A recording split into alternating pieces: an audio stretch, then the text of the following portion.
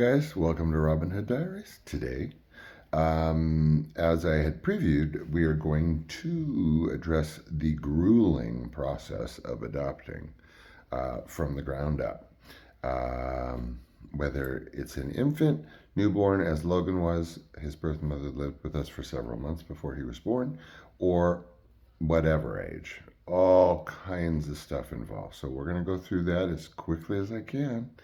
Um, Oh, and also my good luck charm today is this, because this will always be kept, because this is, with all due respect, the only thing that would keep his little mouth shut in public when we went anywhere. If you didn't have this rubber Dalmatian, you were screwed. Okay. Anyway, one day, Michael and I, after much discussion, had finally decided to adopt, sitting in Kentucky Fried Chicken in North Hollywood one evening. So we had to do that from the ground up. This is a very scary, daunting, long process. This lasted nearly, I believe, 2 years until we were gifted with my son. So, first of all, it becomes like really clear very early on that getting a birth mother is your responsibility, which is whoa, okay. So we we just began the process canvassing the country, first with advertisements. And developing these advertisements and where to go and what to say and all of this stuff was just terrifying in the beginning. And we did that on our own, knowing that the birth mother herself would be our responsibility overall. It was all the way down to little business cards, you guys. I printed up little business cards saying, help us adopt. And this is, again, you're supposed to really like shotgun the word out to anyone and everyone for a birth mother that's willing to participate in an adoption. So you're canvassing a thousand different places, a thousand different ways. First, what you have to know is that your brain is going to go in a quadrillion directions throughout the whole process, as you have to go in a quadrillion directions to get the process done. so, so we're all the way down to the little cards, and the confusion is setting in, and it's getting more daunting at this point. And I'm going to very briefly touch on one element of adoption or one avenue, but I'm not going to get into too much detail about it because much of adoption is going to be about adoption, not about my son. My son's story is his story to tell. I speak very, very scantily about my son, and this is just essentially the process. We won't be going into anything about his adoption per se. Kind of. So there's this nightmare I'm going to touch on called adoption facilitators. Adoption facilitators are not agents. They're not agents of the county. They're not licensed professionals with any entity, county, private, anything. They're just these people that are whatever people, and they are supposed to help you find birth mothers. The only thing good for an adoption facilitator is to help you write your birth mother book. Your birth mother book is your linchpin. I really hate to put it that way, but it's the only way to get potential birth mothers interested in you as prospective parents. And it has to be a work of art. Okay, this thing has to be a work of art. You need pictures of family, of gatherings, of like going, traveling, who's in your family, who's involved, do you have pets, what do you do? And it's like a thick ass book, man. You wouldn't believe it. Pictures, little crepe paper, stars, and oh my God.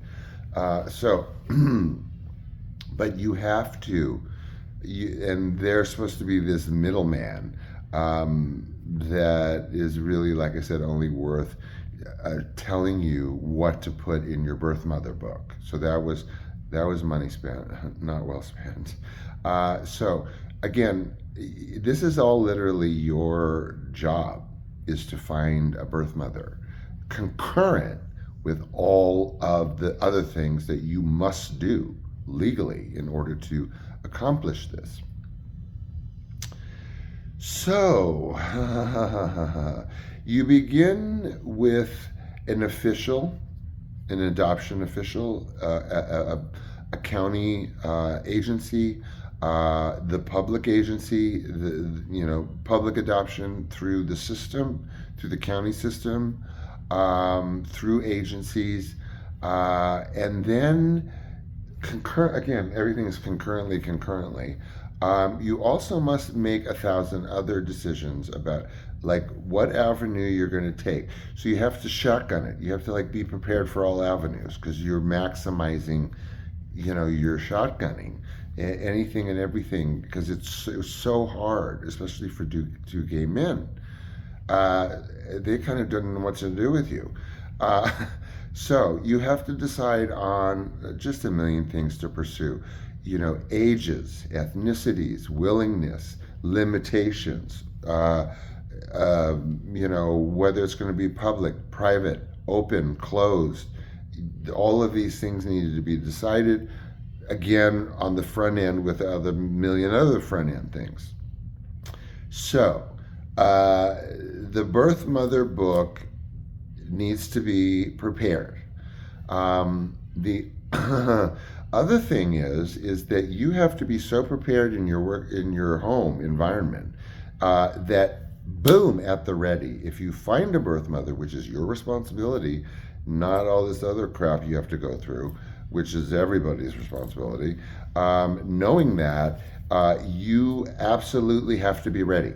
So you have to be baby ready. You have to have the changing table in the crib and that everything ready, and go through this process and just like do all these things all together at the same time.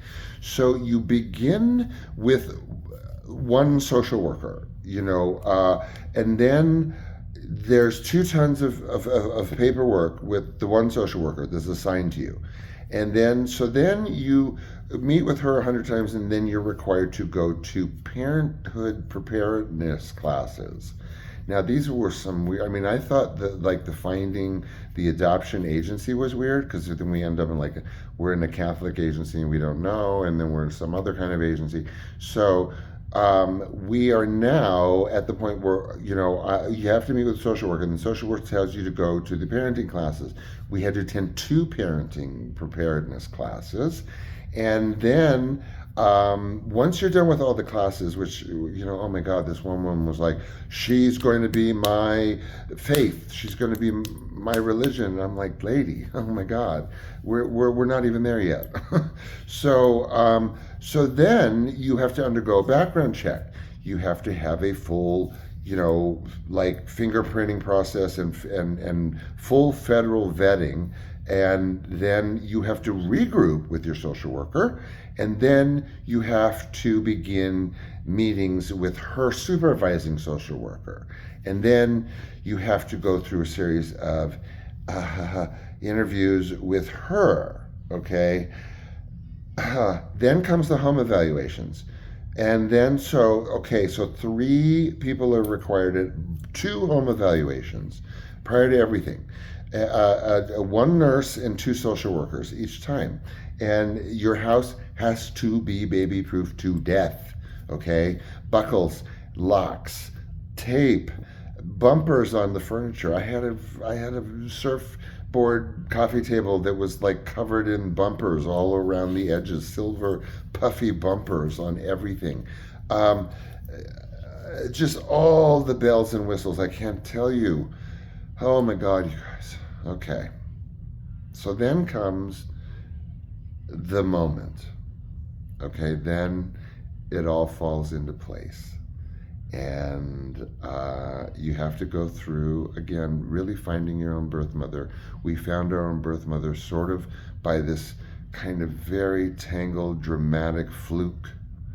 And she came into our lives, and Logan came into our lives, and this thing came into our lives. Because this thing, I don't know what it is about this damn thing, but if you didn't have this thing, you were so screwed, man. I'm telling you. this had to be, this was as important as diapers, okay? So he was never named anything, but boy, is he a good luck charm. For me, has been. So anyway, that's giving you sort of like kind of a glimpse into how difficult it is, or was at the time. This was 2003.